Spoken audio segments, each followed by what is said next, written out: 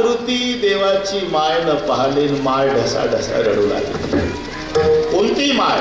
आता इथे जेवढ्या माझ्या मावल्या बसलेल्या आहेत, कोण्याच आईची इच्छा नाही लेकरानं सेवा करावी.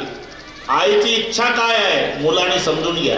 आईची एकच इच्छा आहे, माझा दादा, माझा राजा, माझा लेक दिवसभरात एकदा माझ्या डोळ्यानं दिसावा, या पलीकडे मायेची इच्छा नसते.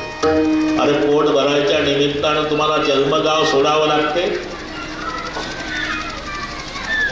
मुंबई सारख्या ठिकाणी, नाशिक सारख्या ठिकाणी तुम्ही स्थायिक होता, पण यात्रेच्या निमित्ताने तुम्ही तुमच्या जन्मगावाला येता लेकरा बाळासह. सर्वात जास्त आनंद मायला होतो. मुलगा, सुटके, सून, नातवंड घरात जातात, माय काठी टेकत कोण आंब्यात फिरते.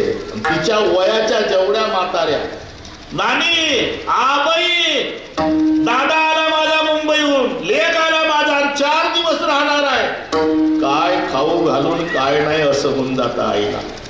4 दिवस तिचे एवढे आनंदात जातात बाबा.